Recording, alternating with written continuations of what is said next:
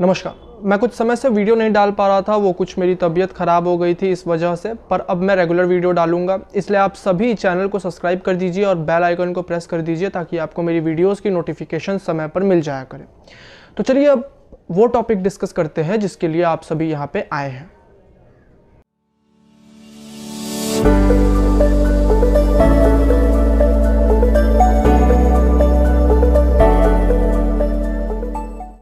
तो चलिए सबसे पहले बात कर लेते हैं गुजरात के चुनाव की। तो याद होगा आपको, मैंने इस पर पहले ही वीडियो बनाया था जिसमें मैंने आपको पहले ही बता दिया था कि इस बार भी बीजेपी जीतने वाली है गुजरात में। पर मुझे नहीं पता था कि इतने भारी बहुमत से जीत सकती है बीजेपी। बीजेपी ने इस बार गुजरात में 150 सीट जीता है और 2017 के चुनाव में जो उसको नुकसान हुआ था उसकी भरपाई भी कर दी है इस बार बीजेपी ने इस चुनाव में। अब बीजेपी के चुनाव जीतने में दो प्रमुख फैक्टर रहे हैं। पहला वोट काटने वाला केजरीवाल फैक्टर और दूसरा मोदी फैक्टर। अब आप सोच रहे होंगे कि इन दोनों फैक्टर में सबसे बड़ा कौन सा फैक्टर रहा जिसने बीजेपी को चुनाव जितवाने में अपनी भूमिका निभाई। तो आपको बता दूं, इन दोनों फैक्टर में सबसे बड़ा फैक्टर रहा वोट काटने वाला केजरीवाल फैक्टर। आपको याद होगा, मैंने इस चुनाव पर जो पहले वीडियो बनाया था जिसमें मैंने पहले ही प्रिडिक्ट करके बताया था आपको कि केजरीवाल इस बार वोट काटने का काम करेंगे, कांग्रेस का और बची कुची असर ओवैसी पूरा कर देंगे, और वही हुआ भी। इस चुनाव में बीजेपी के जीतने के पीछे का सबसे बड़ा कारण यही था। अब आप पूछेंगे कैसे, क्योंकि आम आदमी पार्टी कांग्रेस के तो वैसे ही कम सीट आए हैं। अगर ये दोनों एक दूसरे का वोट नहीं भी काटते तो भी बीजेपी को कैसे हरा पाते। देखिए, अगर आप भी ऐसा सोच रहे हैं तो बिल्कुल गलत सोच रहे हैं, क्योंकि चुनाव में वही पार्टी जीतती है जो जनता को अपनी बात ठीक से समझा पाती है। और कांग्रेस और आम आदमी पार्टी ने यही गलती की। कांग्रेस और आम आदमी पार्टी में कंफ्यूज हो गए। कांग्रेस और आम आदमी पार्टी में जनता कंफ्यूज हो गई। आम आदमी पार्टी ने जहां बहुत दम लगाया वहीं कांग्रेस ने दम ही नहीं लगाया। तो कांग्रेस के वोटर्स आम आदमी पार्टी को अल्टरनेटिव समझ के उसकी तरफ चली गई और वह लोग भी चले गए जो बदलाव चाहते थे। जनता कंफ्यूज हो गई कहने का मतलब, और कोई अल्टरनेटिव ना होने की वजह से बीजेपी को वोट दे दिया, क्योंकि वोटर्स जानते थे ना आम आदमी पार्टी बीजेपी को हरा सकती है और ना ही कांग्रेस। और वैसे भी 2024 के लिहाज से काफ़ी इंपॉर्टेंट था गुजरात चुनाव। अगर ये बीजेपी हार जाती तो वैसे भी 2024 नहीं जीत पाती। कैसे जानने के लिए इस वीडियो को जाकर जरूर देखिए, काफ़ी इंपॉर्टेंट वीडियो है। और ठीक है, तो चलिए अब दिल्ली एमसीडी के चुनाव रिजल्ट को भी देख लेते हैं। तो पता नहीं क्यों जब भी मैं केजरीवाल की बात कर रहा हूँ मुझे केजरीवाल की वो लिखित नोट याद आ रहा है जिसमें वो लिखकर ये दावा कर रहे हैं कि उनकी हर भविष्यवाणी सच होती है। और इस बार भी लिखकर देता हूँ कि गुजरात में मैं जीत रहा हूँ, बाकायदा उन्होंने लिखा। तो सबसे पहले मैं चाहता हूँ कि आप इस वीडियो को देखें। भविष्यवाणियां की थी, मैंने कहा था नवजोत सिंह सिद्धू हारेंगे, चन्नी साहब दोनों सीटों से हारेंगे, बादल साहब का पूरा परिवार हारेगा।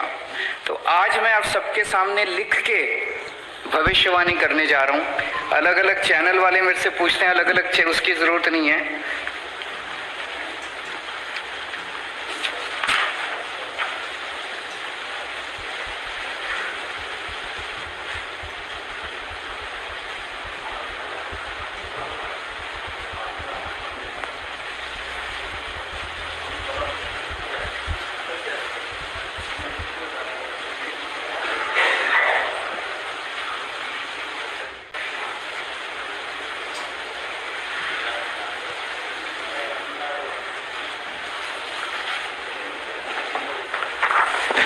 गुजरात में आम आदमी पार्टी की सरकार बन रही है।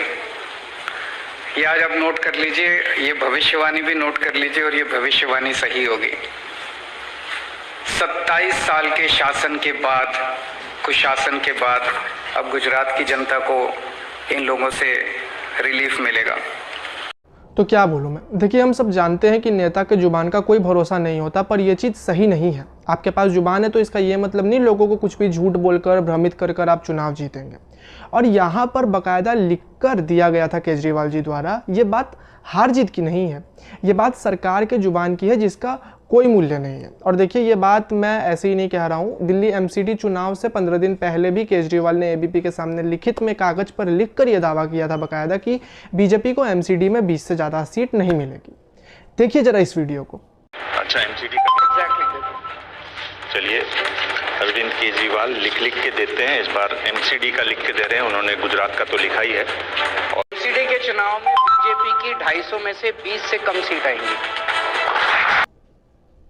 तो खैर जो भी है, आम आदमी पार्टी जीत गई एमसीडी, और आम आदमी पार्टी के दिल्ली एमसीडी चुनाव जीतने के पीछे दो कारण प्रमुखतम रहे बीजेपी का एमसीडी में। एक तो जोर कम लगाना, जी हाँ, बीजेपी ने इस बार गुजरात में सारी ताकत अपनी झोंकी थी, दिल्ली एमसीडी में ऑब्वियसली कम ताकत लगाई, और ये बड़ा कारण है आम आदमी पार्टी के जीतने के पीछे का। और दूसरा कारण है दिल्ली आम आदमी पार्टी का गढ़ है, जिस तरीके से बीजेपी का गढ़ गुजरात है।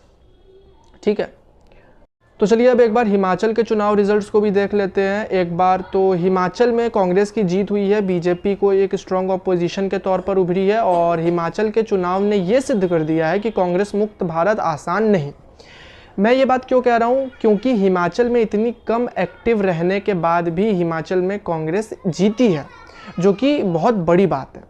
जबकि हिमाचल में 95% हिंदू हैं, फिर भी बीजेपी का हिंदुत्व फैक्टर नहीं चला। इधर मैं मानता हूं कि बीजेपी गुजरात में बिजी थी और गुजरात को सीरियसली लेना भी चाहिए बीजेपी को, लेकिन इसका ये मतलब नहीं था कि बाकी सब राज्यों को बिल्कुल छोड़ ही देना। अब आप देखिए, हिमाचल में बीजेपी जीत सकती थी और खुद यहाँ अपने पैर पर कुल्हाड़ी मारा है बीजेपी ने। खैर, इन चुनाव के रिजल्ट से दो बातें साफ हो गई हैं। पहला कि बीजेपी की गिरती लोकप्रियता, जी हाँ, ये मोस्ट इंपॉर्टेंट चीज़ नोटिस किया है मैंने इन चुनावों में। अब देखिए, अगर राजस्थान का चुनाव बीजेपी जीत जाती है तो समझिए कि बीजेपी बिना मेहनत 2024 जीत जाएगी, और अगर राजस्थान हारती है बीजेपी, तब समझिएगा कि 2024 बीजेपी जीत तो जाएगी पर काफ़ी मुश्किल होगा बीजेपी को। खैर, आज के लिए बस इतना ही, और अगर यहाँ तक आप आ ही गए हैं तो लाइक किए बिना मत जाइएगा और सब्सक्राइब भी कर दीजिएगा। जय भारत।